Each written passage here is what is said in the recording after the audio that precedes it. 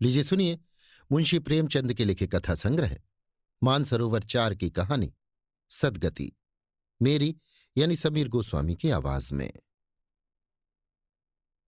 दुखी चमार द्वार पर झाड़ू लगा रहा था और उसकी पत्नी झुरिया घर को गोबर से लीप रही थी। दोनों अपने अपने काम से फुर्सत पा चुके तो चमारिन ने कहा, तो जाके पंडित बाबा से कह आओ ना, ऐसा ना हो कहीं चले जाएं। दुखी, हाँ जाता हूं, लेकिन ये तो सोच बैठेंगे किस चीज पर। झुरिया, कहीं से खटिया ना मिल जाएगी, ठकुरानी से मांग लाना। दुखी, तू तो कभी कभी ऐसी बात कह देती है कि देह जल जाती है। ठकुराने वाले मुझे खटिया देंगे? आग तक तो घर से निकलती नहीं, खटिया देंगे। कैथाने में जाकर एक लोटा पानी मांगू तो ना मिले, भला खटिया कौन देगा? हमारे उपले सेठे भूसा लकड़ी थोड़े ही है कि जो चाहे उठा ले जाए। ला अपनी ही खटोली धोकर रख दे, गर्मी के तो दिन है, उनके आते आते सूख जाएगी। झुरिया, वो हमारी खटोली पर बैठेंगे नहीं, देखते नहीं कितने नेम धर्म से रहते हैं। दुखी ने जरा चिंतित होकर कहा, हाँ ये बात तो है, महुए के पत्ते तोड़कर एक पत्तल बना लूं तो ठीक हो जाए। पत्तल में बड़े बड़े आदमी खाते हैं, वो पवित्र है। ला तो डंडा पत्ते तोड़ लूं। झुरिया, पत्तल में बना लूंगी, तुम जाओ, लेकिन हाँ उन्हें सीधा भी तो देना होगा। अपनी थाली में रख दूं? दुखी, कहीं ऐसा गजब न करना, नहीं तो सीधा भी जाए और थाली भी फूटे। बाबा थाली उठाकर पटक देंगे। उनको बड़ी जल्दी क्रोध चढ़ाता है, क्रोध में पंडिताइन तक को नहीं छोड़ते। लड़के को ऐसा पीटा कि आज तक टूटा हाथ लिए फिरता है। पत्तल में सीधा भी देना, हाँ मुदा तू छूना मत। झूरी गौड़ की लड़की को लेकर साह की दुकान से सब चीजें ले आना, सीधा भरपूर हो। सेर भर आटा, आध सेर चावल, पाव भर दाल, आध पाव घी, नौन हल्दी और पत्तल में एक किनारे 4 आने पैसे रख देना। गौड़ की लड़की न मिले तो भुर्जिन के हाथ पैर जोड़कर ले आना। तू कुछ मत छूना, नहीं गजब हो जाएगा। इन बातों की ताकीद करके दुखी ने लकड़ी उठाई और घास का एक बड़ा सा गट्ठा लेकर पंडित जी से अर्ज करने चला। खाली हाथ बाबा जी की सेवा में कैसे जाता? नजराने के लिए उसके पास घास के सिवाय और क्या था? उसे खाली हाथ देखकर तो बाबा दूर ही से दुत्कारते। पंडित घासीराम ईश्वर के परम भक्त थे। नींद खुलते ही ईशोपासन में लग जाते। मुंह हाथ धोते 8 बजते, तब असली पूजा शुरू होती, जिसका पहला भाग भंग की तैयारी थी। उसके बाद आध घंटे तक चंदन रगड़ते, फिर आईने के सामने एक तिनके से माथे पर तिलक लगाते। चंदन की 2 रेखाओं के बीच में लाल रोरी की बिंदी होती थी। फिर छाती पर, बाहों पर चंदन की गोल गोल मुद्रिकाएं बनाते। फिर ठाकुर जी की मूर्ति निकालकर उसे नहलाते, चंदन लगाते, फूल चढ़ाते, आरती करते, घंटी बजाते। 10 बजते बजते वो पूजन से उठते और भंग छानकर बाहर आते। तब तक 2-4 जजमान द्वार पर आ जाते। ईशोपासन का तत्काल फल मिल जाता। यही उनकी खेती थी। आज वो पूजन गृह से निकले तो देखा दुखी चमार घास का एक गट्ठा लिए बैठा है। दुखी उन्हें देखते ही उठ खड़ा हुआ और उन्हें साष्टांग दंडवत करके हाथ बांधकर खड़ा हुआ। ये तेजस्वी मूर्ति देखकर उसका हृदय श्रद्धा से परिपूर्ण हो गया। कितनी दिव्य मूर्ति थी! छोटा सा गोल मटोल आदमी, चिकना सिर, फूले गाल, ब्रह्मतेज से प्रदीप्त आंखें, रोरी और चंदन देवताओं की प्रतिभा प्रदान कर रही थी। दुखी को देखकर श्रीमुख से बोले, आज कैसे चला रे दुखिया? दुखी ने सिर झुकाकर कहा, बिटिया की सगाई कर रहा हूं महाराज, कुछ साइत सगुन विचारना है, कब मर्जी होगी? घासीराम, आज मुझे छुट्टी नहीं, हाँ सांझ तक आ जाऊंगा। दुखी, नहीं महाराज, जल्दी मर्जी हो जाए, सब सामान ठीक कराया हूं, ये घास कहाँ रख दूं? घासीराम, इस गाय के सामने डाल दे और जरा झाड़ू लेकर द्वार तो साफ कर दे। ये बैठक भी कई दिन से लीपी नहीं गई, उसे भी गोबर से लीप दे।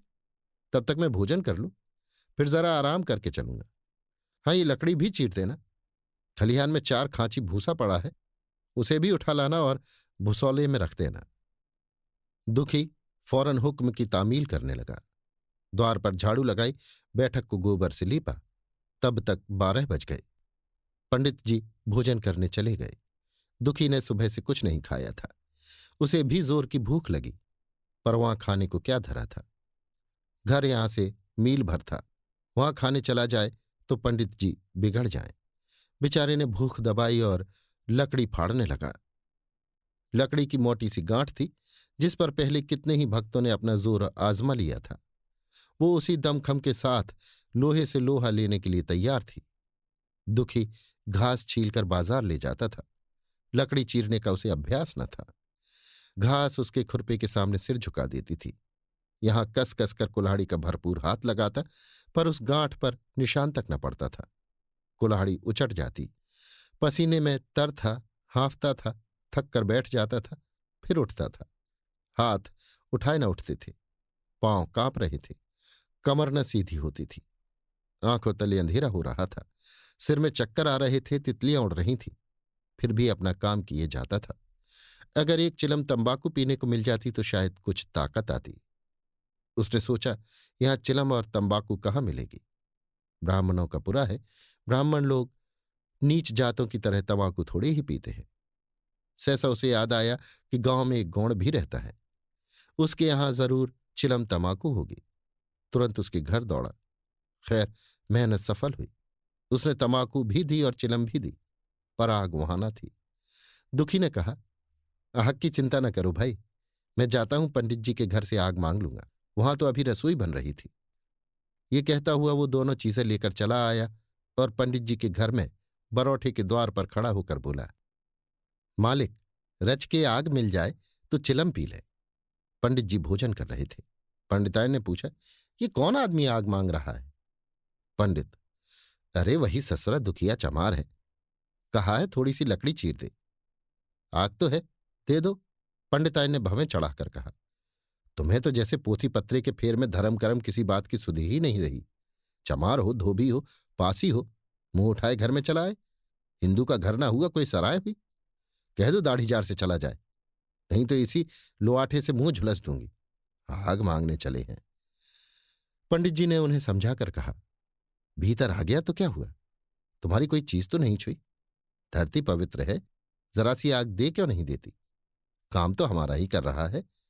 कोई लौनिया यही लकड़ी फाड़ता तो कम से कम 4 आने लेता। पंडिताइन ने गरज कर कहा, वो घर में आया क्यों? पंडित ने हार कर कहा, ससुरे का अभागा था और क्या। पंडिताइन, अच्छा इस वक्त तो आग दिए देती हूं, लेकिन फिर जो इस तरह कोई घर में आएगा तो उसका मुंह ही जला दूंगी। दुखी के कानों में इन बातों की भनक पड़ रही थी। पछता रहा था, नाहक आया। सच तो कहती हैं, पंडित के घर में चमार कैसे चला आए? बड़े पवित्र होते हैं ये लोग, तभी तो संसार पूछता है, तभी तो इतना मान है। भर चमार थोड़े ही हैं। इसी गांव में बूढ़ा हो गया, मगर मुझे इतनी अकल भी ना आई।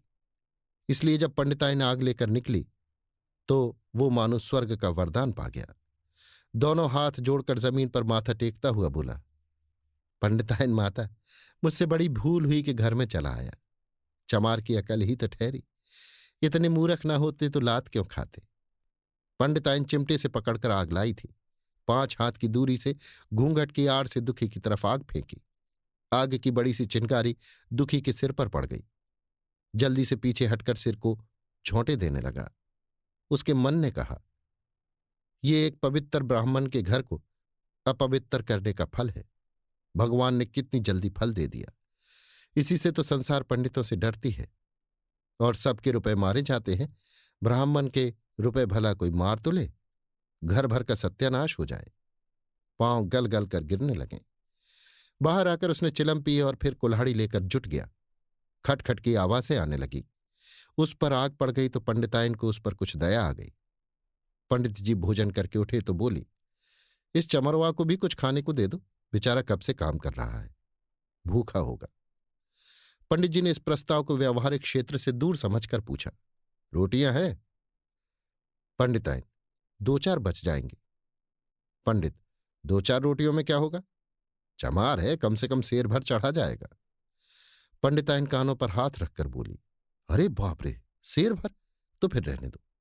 पंडित जी ने अब शेर बनकर कहा, कुछ भूसी चोकर हो तो आटे में मिलाकर 2 ठो लिट्ट ठोक दो, साले का पेट भर जाएगा। पतली रोटियों से इन नीचों का पेट नहीं भरता, इन्हें तो ज्वार का लिट्ट चाहिए। पंडितायन ने कहा, अब जाने भी दो, धूप में कौन मरे। दुखी ने चिलम पीकर फिर कुल्हाड़ी संभाली। दम लेने से जरा हाथों में ताकत आ गई थी। कोई आध घंटे तक फिर कुल्हाड़ा चलाता रहा, फिर बेदम होकर वहीं सिर पकड़ के बैठ गया। इतने में वही गौड़ आ गया। बोला, क्यों जान देते हो बूढ़े दादा, तुम्हारे फाड़े ये गांठ न फटेगी, नाहक हलाकान होते हो। दुखी ने माथे का पसीना पोंछकर कहा, अभी गाड़ी भर भूसा ढोना है भाई। गौड़, कुछ खाने को मिला कि काम ही कराना जानते हैं, जाके मांगते क्यों नहीं। दुखी, कैसी बातें करते हो चिखुरी, बामन की रोटी हमको पचेगी। गौड़, पचने को पच जाएगी, पहले मिले तो। मूंछों पर ताव देकर भोजन किया और आराम से सोए, तुम्हें लकड़ी फाड़ने का हुक्म लगा दिया। जमींदार भी कुछ खाने को देता है, हाकिम भी बेगार लेता है तो थोड़ी बहुत मजूरी दे देता है, ये उनसे भी बढ़ गए, उस पर धर्मात्मा बनते हैं। दुखी, धीरे धीरे बोलो भाई, कहीं सुन ले तो आफत आ जाए। ये कहकर दुखी फिर संभल पड़ा और कुल्हाड़ी की चोट मारने लगा। चिखुरी को उस पर दया आई, आकर कुल्हाड़ी उसके हाथ से छीन ली और कोई आध घंटे खूब कस कस कर कुल्हाड़ी चलाई, पर गांठ में एक दरार भी न पड़ी। तब उसने कुल्हाड़ी फेंक दी और ये कहकर चला गया, तुम्हारे फाड़े ये न फटेगी, जान भले निकल जाए।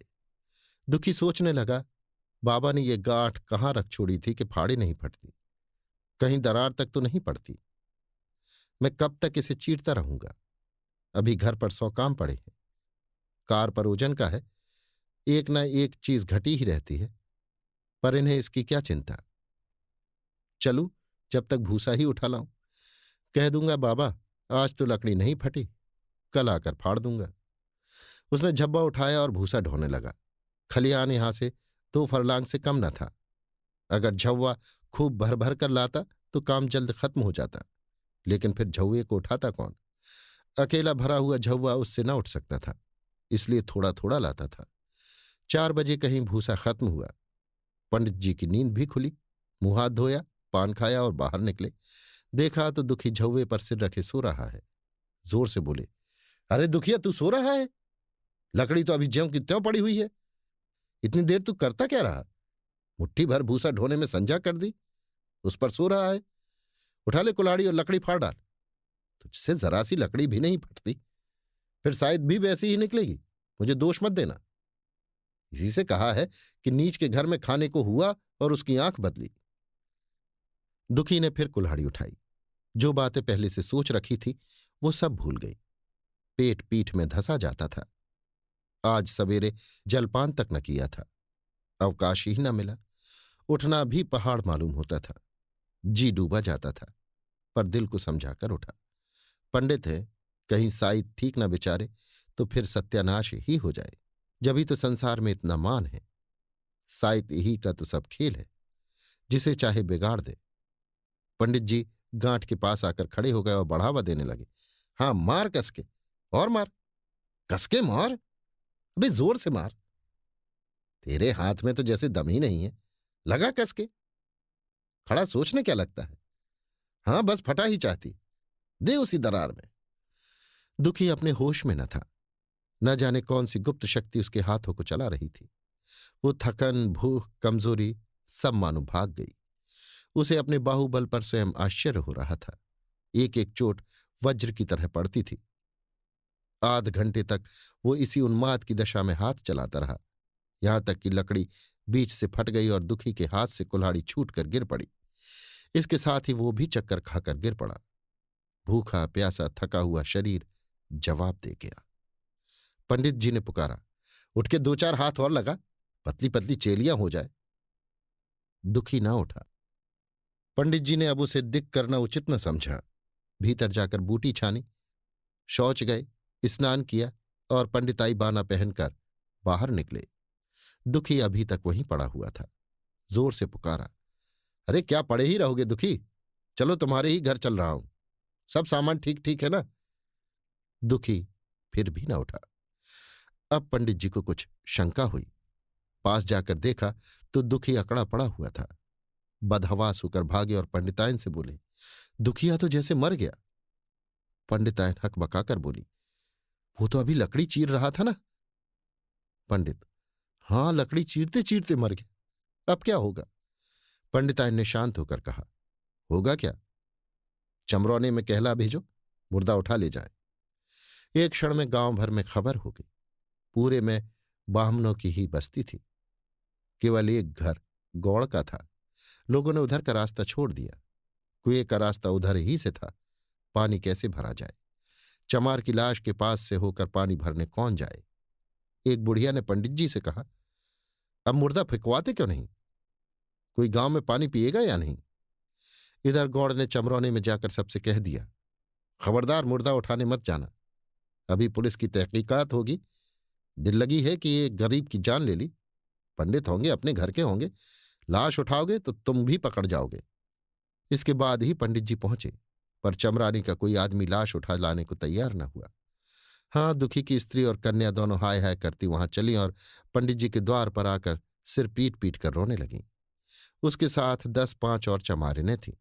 कोई रोती थी, कोई समझाती थी, पर चमार एक भी न था। पंडित जी ने चमारों को बहुत धमकाया, समझाया, मिन्नत की, पर चमारों के दिल पर पुलिस का रौब छाया हुआ था। एक भी न मिनका। आखिर निराश होकर लौट आए। आधी रात तक रोना पीटना जारी रहा। देवताओं का सोना मुश्किल हो गया, पर लाश उठाने को कोई चमार न आया। और बामन चमार की लाश कैसे उठाते। भला ऐसा किसी शास्त्र पुराण में लिखा है, कहीं कोई दिखा दे। पंडितायन ने झुंझला कर कहा, इन डायनों ने तो खोपड़ी चाट डाली, सबों का गला भी नहीं पकता। पंडित ने कहा, रोने दो चुड़ैलों को, कब तक रोएंगी।